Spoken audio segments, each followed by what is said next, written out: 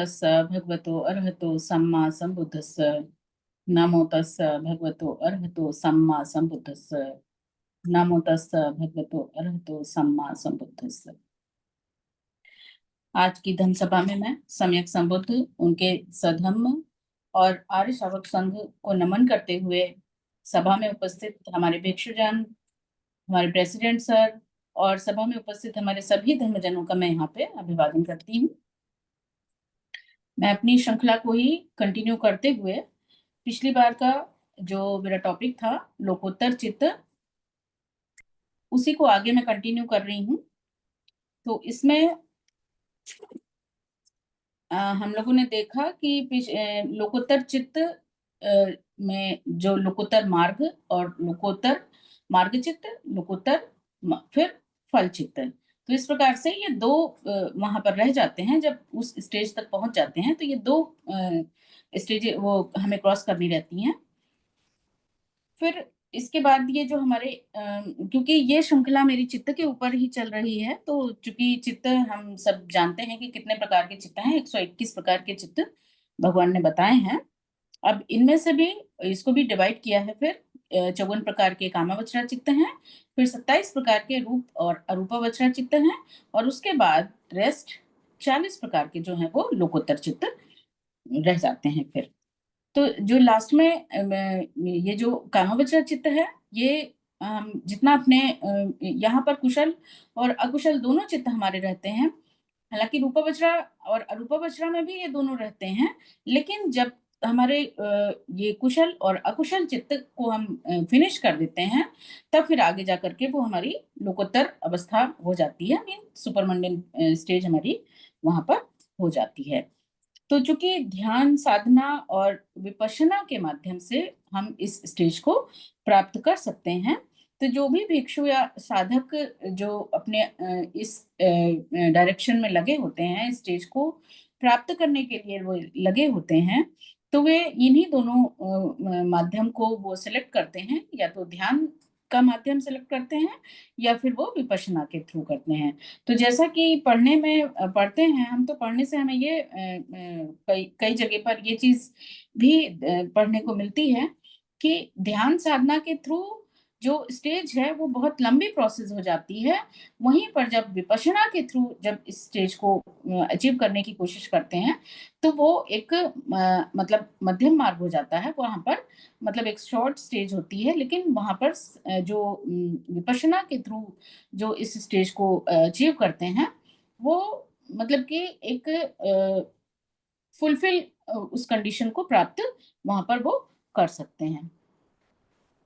तो लोकोत्तर स्टेजेस को प्राप्त करने के लिए, यानी कि लोक से परे, यानी कि जो सुपर मंडेन पावर होती है, तो यहाँ पर जो ये आर्य पुग्गल जो अपने आप को इस स्टेज में लगे होते हैं, यानी कि मार्गचित्त और फिर उसका फल चित्त लोकोत्तर मार्ग में, तो इसके बीच में हमारे मतलब ये इस स्टेज को प्राप्त करना इतना मुश्किल क्यों होता है, इस चीज को लेकर के मैं आज यहाँ पर जैसा मैंने पढ़ा समझा है वो यहाँ पर रखने का प्रयास करूंगी। तो चूंकि कामावचरा चित्त, रूपावचरा, अरूपावचरा चित्त, देन लोकोत्तर अवस्था, तो ये सारी भी हमारी साधना के ही स्टेजेस हो रखे हैं। अब इनमें से जो हमारे जो स्टेज हमें प्राप्त करनी है, यानी श्रोतापन्न अवस्था, देन सकतगामी, अनागामी और फिर अरहत की स्टेज, तो इन स्टेजेस को प्राप्त करने के लिए जो बीच में बाधाएं आती हैं, वे बाधाएं मेनली क्या होती हैं? ये 10 फेटर्स यहाँ पर आ जाते हैं, 10 संयोजन जिनको हम कहते हैं, जो कि बेड़ियों का काम हमारे लिए वहां पर कर रहे होते हैं। तो ये बेड़ियां हम, चूंकि हम इग्नोर पर्सन हैं, हम जो हैं कि पृथक जन हैं, चाहे हम वो उपासक हों, इवन देन भिक्षु के लिए भी हम यहाँ पर यही बात कही गई है कि जब तक कि हमारी इग्नोरेंस नष्ट नहीं होती है, जब तक कि हम इग्नोरेंस को अपनी वॉश आउट नहीं कर पाते हैं, तब तक कि हमारी जो ये फेटर्स हैं, इनके बारे में हम नहीं जान पाते हैं। ये हमको सामने होते हुए भी, हम इसमें बंधे होते हुए भी इन फेटर्स के बारे में हमको एहसास ही नहीं हो पाता है कि हम इसमें इन चीजों में जकड़े हुए हैं। क्यों? क्योंकि आम जन पर्सन तो उन्हीं परंपराओं में, उन्हीं रूढ़ियों में उसी को वो एक अपना सिस्टम समझ लेता है, उन्हीं चीजों को वो कहता है यही लाइफ है, दिस इज लाइफ, ये वे ऑफ लाइफ है, वो यही चीज मानता है, क्योंकि इग्नोर है।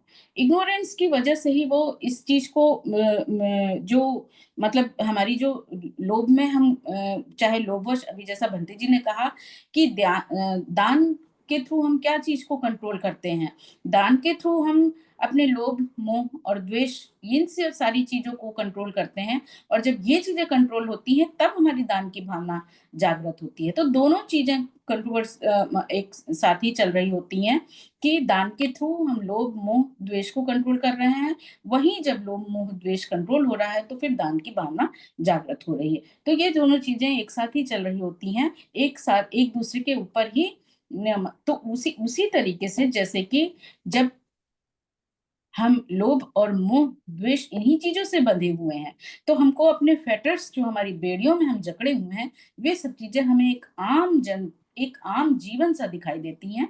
उसके बारे में ना तो हम चर्चा करने की कोशिश करते हैं, क्योंकि जानकारी ही नहीं है, हमें एहसास ही नहीं है उस चीज का, तो हम उसके ऊपर बात कैसे कर सकते हैं।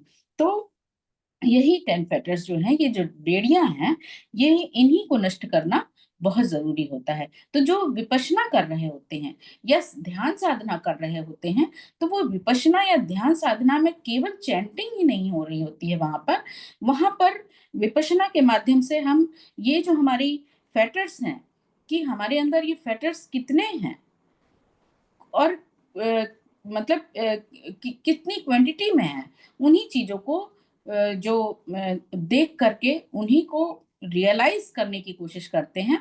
और कोशिश ये रहती है कि ये फैक्टर्स किस तरीके से हम इनसे डिटेक्ट हो सकें और किस तरीके से हम इनको अपने माइंड से, अपने चित्त से उनको दूर कर सकें। तो भगवान ने जो 6 साल की तपस्या की है, जो साधना की है, जिसको तप कहा गया है, वहां पर सिर्फ उन्होंने आंख बंद करके किसी तरीके का जप नहीं किया, उन्होंने उन्होंने विपश्यना की। विपश्यना के माध्यम से उनके भीतर के जो ये फेटर्स थे, जिन्होंने बेड़ियों में उनको जकड़ के रखा था, जो बोधिसत्व थे उनको, तो उन्होंने इन्हीं चीजों को अपने एक एक स्टेज बाय स्टेज करके उसको दूर करते गए। और फिर लास्ट में जाकर के उनको फिर जब ये एहसास हो गया कि मेरी ये फेटर्स नष्ट हो गए हैं, तब फिर अविद्या के जो बादल छटे और फिर सब कुछ क्लियर दिखाई दिया, और वही फिर उनकी ज्ञान की अवस्था। तो हम विपश्यना या ध्यान साधना को सिर्फ इतना हम मान लेते हैं कि दिस इज ओनली चैंटिंग, हम चैंटिंग करते रहें, माला जपते रहें। तो यही यही चीजें फिर अभी आगे भी आएंगी कि हम ये भी एक फैक्टर है जिसको हम नहीं जान पाते हैं, और सिर्फ रिचुअल मान करके हम उसको करते रहते हैं। तो इन बेड़ियों को नष्ट करना बहुत जरूरी हो जाता है अरहत्व तक। केवल श्रोतापन्न अवस्था को भी प्राप्त करने के लिए इन बेड़ियों को हमें दूर करना बहुत जरूरी हो जाता है। तो ये एक संयोजन क्या है और ये किस प्रकार से हमारे जीवन को इफेक्ट कर रहे होते हैं। इवन देन हम तो एक पृथक जन है, ये तो हम सिर्फ एक अभी हमने जैसा पढ़ा है, समझा है, उसको जान ले रहे हैं, लेकिन कोशिश रहेगी कि हम इन फेटर्स को किसी तरीके से दूर करने की कोशिश करें। लेकिन जो भिक्षु जन होते हैं, जो उसमें डायरेक्शन में लगे हुए हैं, जो साधक लोग होते हैं, वो इन वीडियो ये उसके बारे में इस तरीके से बताया है कि हमारी जो ये 5 इंद्रियां हैं, हमारा जो ये पंच द्वार है, जिसके थ्रू हम सारे सेंसेस को रियलाइज करते हैं, तो ये पंच द्वार और पंच इंद्रियों के थ्रू हम रूप को ग्रहण कर रहे होते हैं। रूप नॉट ओनली विजिबल, रूप भगवान ने अभिधम में जो सारी चीजें हैं, वो नाम रूप पे ही आकर के यहाँ पर भगवान ने सारा उसका फिर एक्सप्लेनेशन किया होता है। तो ये रूप ओनली विजिबल थिंग नहीं है कि आंखों से ही हम उसको व्यू लेकर के उस रूप को ग्रहण कर रहे हैं, बल्कि जितना कुछ भी हम इंद्रियों के थ्रू ग्रहण कर रहे हैं, वो सब कुछ भगवान ने उसको रूप कहा है। वो चाहे फिर हम साउंड के फॉर्म में हो, चाहे स्मेल के फॉर्म में हो, टेस्ट के फॉर्म में हो, टच के फॉर्म में हो, ये सब रूप ही है। तो 5 इंद्रियों के थ्रू जो कुछ भी हम रूप ग्रहण कर रहे होते हैं, उस रूप के प्रति मन में जो इच्छा और जो एक तृष्णा जागृत होती है, वो एक क्रेविंग जागृत होती है, तो यही जो है ये फेटर का काम करती है यहाँ पर।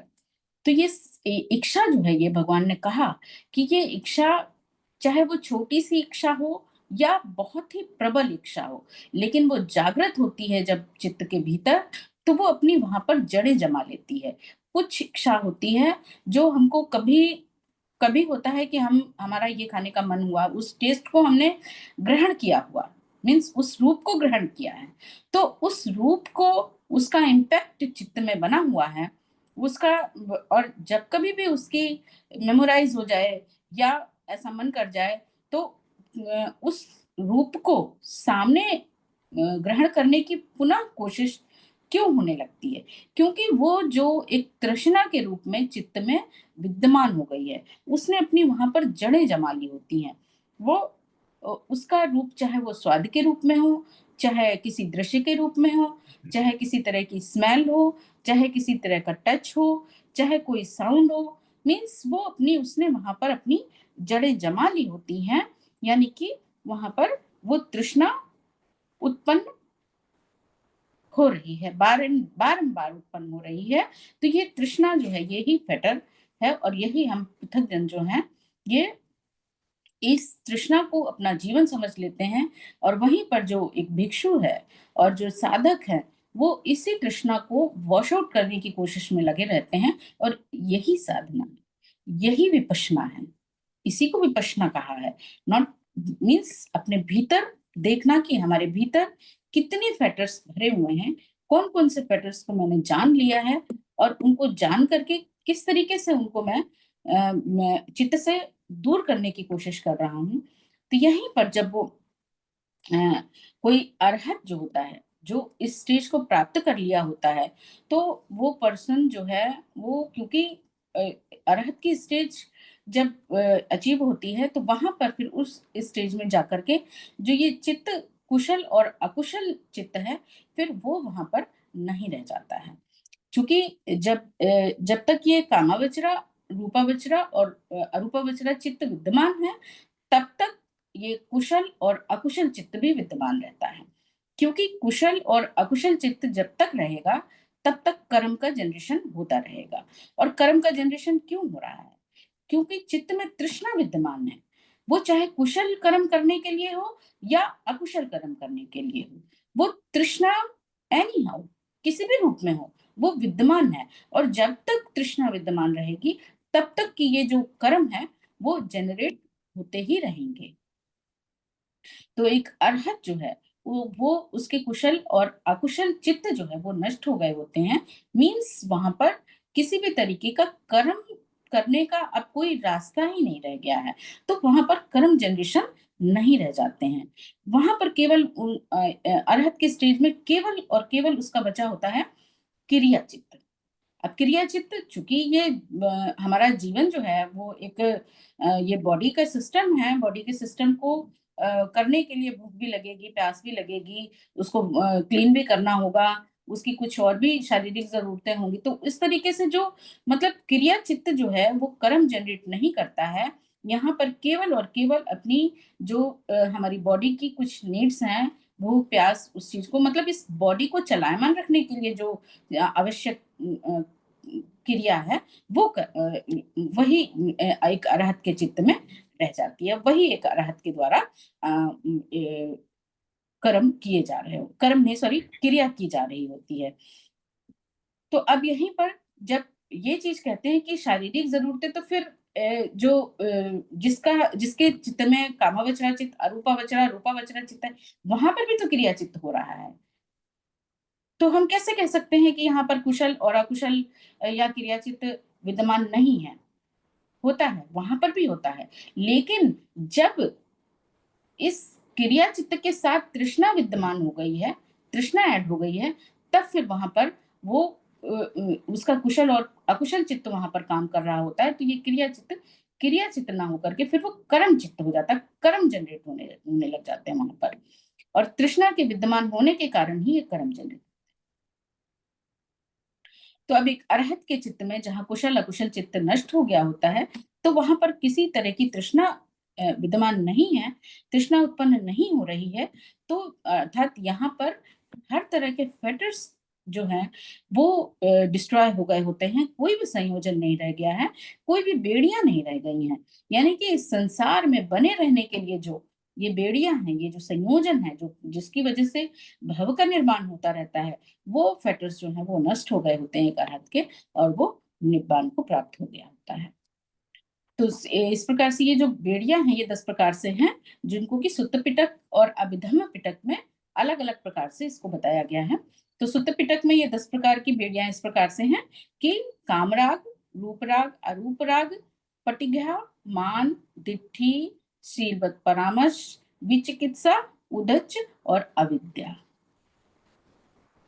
वहीं पर जब हम इसको अभिधम्म पिटक में देखते हैं तो हैं 10 फेटर्स वहां पर भी, लेकिन यहाँ पर सुत्त पिटक में जो ये रूप राग और अरूप राग है, इसको अभिधम्म में फिर भव राग कहा गया है। क्योंकि रूप राग और अरूप राग जो है, ये दोनों ही राग जो हैं ये भव में बने रहने के लिए हैं, तो इसलिए अभिधम्म में ये भव राग हो गया है। फिर वहीं पर फिर विचिकित्सा के बाद वहां पर सुत्त पिटक में उधच आ गया है, लेकिन अभिधम्म पिटक में ये ईर्ष्या कहा गया है। और फिर ईर्ष्या के बाद यहाँ पर एक और ऐड हो गया है मच्छरिया, यानी कि मच्छरिया यानी कि जो एक मजमनस है, कंजूसपन की भावना जो है, वो चीज अभिधम्म पिटक में यहाँ पर ऐड की गई है। और लास्ट अविद्या। तो इस प्रकार से ये 10 फेटर्स हैं जो कि सुत्त पिटक में और अभिधम्म पिटक में इस प्रकार से कहे गए हैं, बताए गए हैं। सुत्त पिटक के अनुसार जब मीन्स चाहे फिर हम सुत्त पिटक के अनुसार कहें या अभिधम्म पिटक के अनुसार कहें, काम राग की जो डेफिनेशन है वो वही है, इक्वल ही है। काम राग यानी कि काम भोगों के प्रति मन में राग का उत्पन्न होना, ये पहली बेड़ी है जो कि सोतापन तक पहुंचने नहीं देती है। हालांकि सोतापन अवस्था तक पहुंच करके भी ये जो फेटर है ये बना रहता है। इसका सबसे बड़ा उदाहरण हम ये हमारे सामने है कि जो महाउपासिका विशाखा थी, वो 7 वर्ष की अवस्था में ही सोतापन हो गई थी, लेकिन फिर उनका विवाह होता है, उनका गृहस्थी बचती है, और उसके बाद फिर उनका आगे जीवन चलता है, उनके बच्चे भी होते हैं। तो ये जो कामराग है, ये श्रोतापन के स्टेज में आकर के भी ये फेटर बना ही रहता है, लेकिन फिर भी पहली बेड़ी है जो हमको इस स्टेज को भी अचीव नहीं करने देती है, क्योंकि ये ऐसा राग है जिसको बहुत घोर इग्नोरेंस की वजह से, जो ये राग ऐसा राग है जो हमारे माइंड से निकलने नहीं पाता है। इसको बहुत बड़े बड़े ऋषि मुनि भी हुए हैं जिन्होंने बहुत तपस्या की है, लेकिन वे भी इस फेटर से मुक्त नहीं हो पाए। किसी न किसी स्टेज पे जाकर के वे फिर पुनः अपने आप को कितना भी कंट्रोल उन्होंने किया हो, लेकिन काम राग के वशीभूत वो फिर से उन्हीं फेटर्स में बंधे बंधे हुए होने के कारण, क्योंकि वो तृष्णा उनके भीतर विद्यमान थी, उसको उन्होंने वॉश आउट किया ही नहीं। अविद्या एक ऐसी गहरी चीज है जिसने इसके बारे में उन्होंने साधना की, उन्होंने जो जंगलों में रह करके साधना की, अपने आप को डिटैच किया एक आम जनजीवन से, लेकिन उसके बावजूद भी ये कामराग उनके जीवन में उनके से नहीं निकल पाया, उनके चित्त से नहीं निकल पाया। तो वो उसके भीतर वो पुनः उस बेड़ी में जकड़ गए और अपने आप को उन्होंने एक तरीके से क्या कहें कि वो साधक तो जरूर बन गए, लेकिन फिर भी उसके प्रति वो आसक्ति उनकी बनी रही। तो ये पहला फेटर है जो कि चित्त में से जल्दी नहीं निकलने पाता है और श्रोतापन अवस्था तक भी नहीं पहुंचने देता है। फिर ये दूसरा और तीसरा जो है रूप और अरूप के प्रति जो तृष्णा बनी रहती है, वो फिर अपने आप को पहली स्टेज जिसने क्रॉस कर ली, मीन्स कामराग के ऊपर उसने कंट्रोल पा लिया, फिर बहुत से साधक होते हैं, ध्यान ध्यान साधना जो कर रहे होते हैं, उनकी ये कोशिश होती है, उनके चित्त में ये एक तृष्णा होती है, ये उनकी इच्छा, प्रबल इच्छा होती है कि वे इस रूप में जाकर इस रूप में जन्म लें, या इस अरूप जो लोक है वहां पर जाकर के वो जन्म लें जाकर के। तो मतलब वो ऐसा उन्होंने पढ़ा होता है या सुन लिया होता है, ऐसा जानकारी प्राप्त कर ली होती है कि ऐसी इस रूप में जाकर के या इस रूप में जब जन्म लूँगा तो वहाँ का जो विलासितापूर्ण जीवन है, वहाँ का जो आनंद है, उसके प्रति उनके जो चित्त में बहुत अधिक तृष्णा होने के कारण ये रूप राग और अरूप राग के प्रति तृष्णा जो है वो नष्ट नहीं होने पाती है। क्योंकि वो उस आनंद के प्रति उनकी प्रबल इच्छा है, प्रबल तृष्णा उनके चित्त में बसी होती है। तो इसलिए फिर वो इस आसक्ति से वो डिटैच नहीं हो पाते हैं, इस भव से मुक्त नहीं हो पाते हैं। यही चीज फिर यहाँ पर रूप और अरूप राग, क्योंकि ये भव के प्रति आसक्ति बनी हुई है, तो इसको यहाँ पर अभिधम्म में भव राग कहा गया है। फिर पटिघा अर्थात कि द्वेष या दोमनस्य जो कि चित्त में एवरी टाइम ही विद्यमान रहता है। मान अहंकार जो कि अकुशल चित्त है, ये भी हमारे चित्त में हर समय विद्यमान रहता है। दिट्ठी या मिथ्या दिट्ठी जो कि ब्रह्मजाल सूक्त में भगवान ने 62 प्रकार की मिथ्या दिट्ठी बताई हैं। जब तक हमको आर्य अष्टांगिक मार्ग का ज्ञान नहीं होता है, तब तक कि ये मिथ्या दिट्ठी बनी ही रहती है। तब तक हमको सम्यक दिट्ठी नहीं प्राप्त होती है, तब तक ये मिथ्या दिट्ठी बनी ही रहती है। तो कोशिश आर्य अष्टांगिक मार्ग को जान करके सम्यक दिट्ठी को प्राप्त करने की कोशिश में जो रहती है, उससे फिर हम इस मिथ्या दिट्ठी को अपनी ये जो मिथ्या दिट्ठी राग है ये वहां पर समाप्त कर सकते हैं।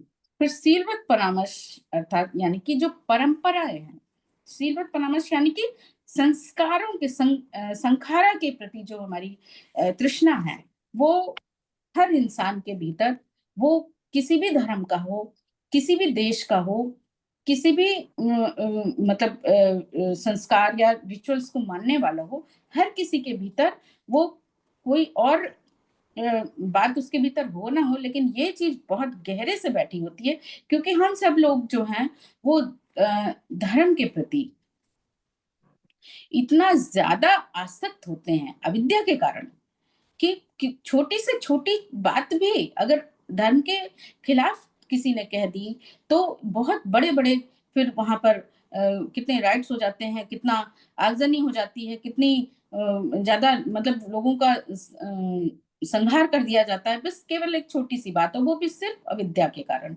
कि हम उसको नहीं जान पाते हैं कि ये सही है कि गलत है।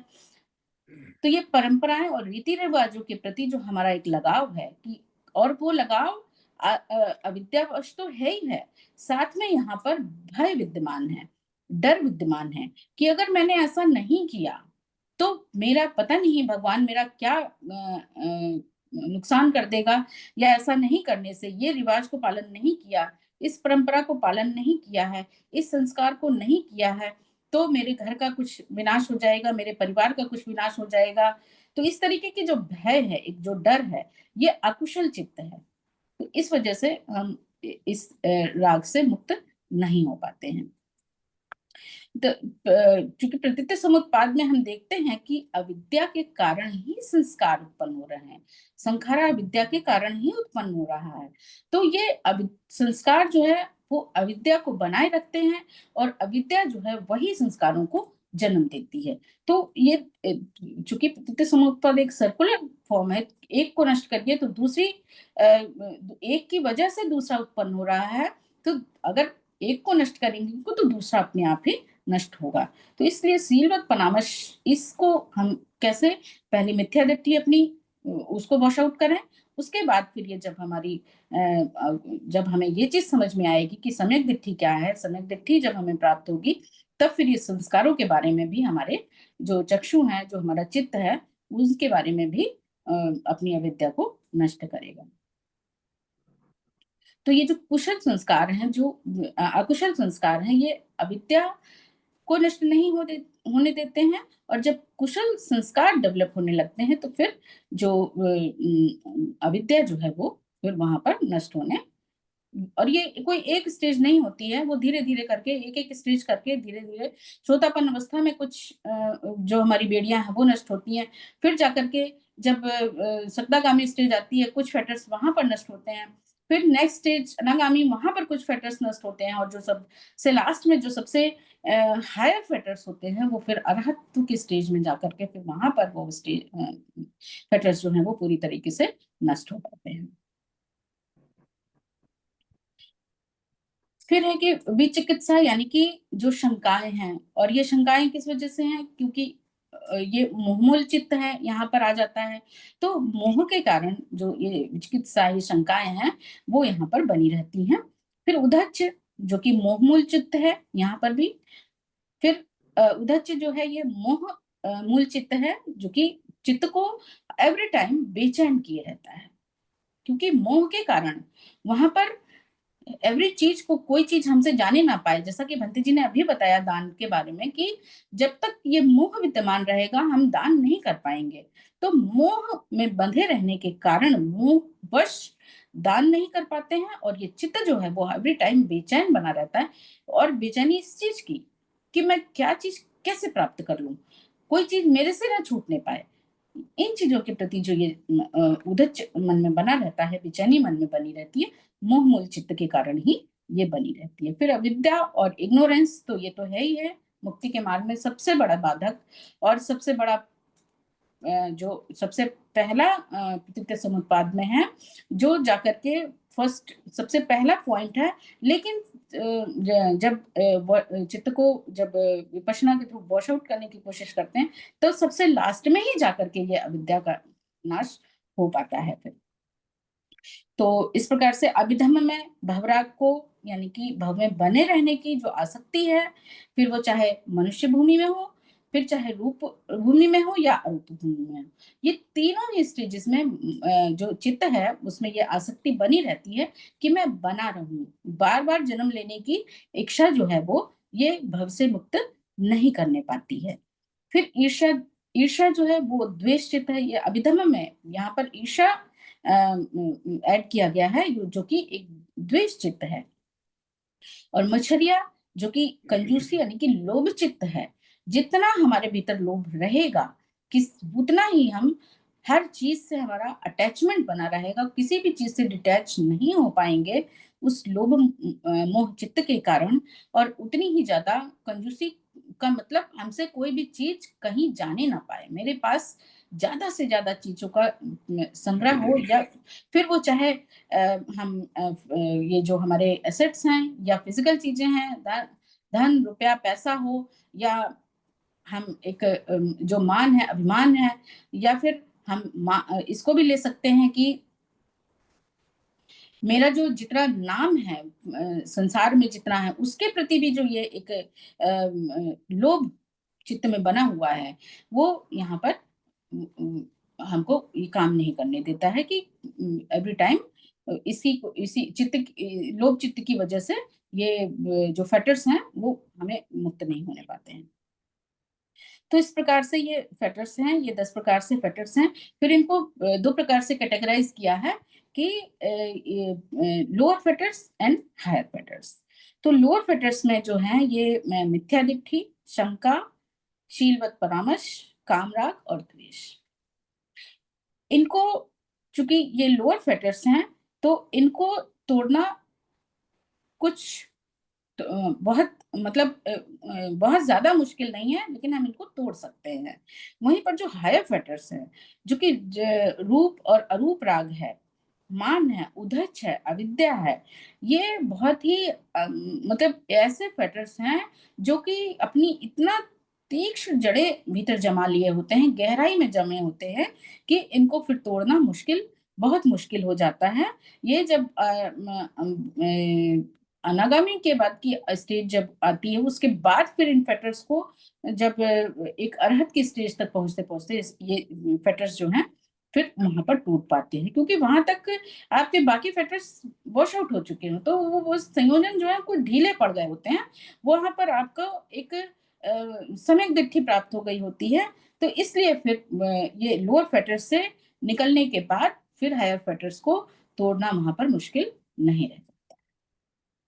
तो इस प्रकार से ये 10 संयोजन हैं, ये फेटर्स हैं, जो कि भव में जकड़े रहते हैं, इनसे हम मुक्त नहीं होने पाते हैं।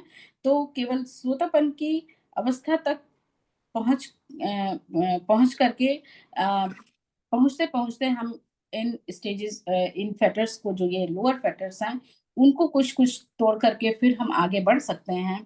तो जैसे-जैसे ये फेटर्स नष्ट होते जाते हैं, वैसे-वैसे हमारी स्टेजेस जो हैं, वो अपर होती जाती हैं। तो इसी इसी के साथ मैं आज की अपनी वाणी को यहाँ पर विराम देती हूँ और सभी के लिए मैं मंगल कामना करती हूँ कि हम जल्दी से जल्दी इन फेटर्स से अपने आप को मुक्त कर सकें और एक धर्म की दिशा में अपना पूर्ण सहयोग अपना दान भी कर सकें, चाहे धर्म देशना के रूप में हो या किसी अन्य तरीके से हो। इसी मंगल कामना के साथ मैं सभी लोगों का बहुत-बहुत साधुवाद करती हूँ।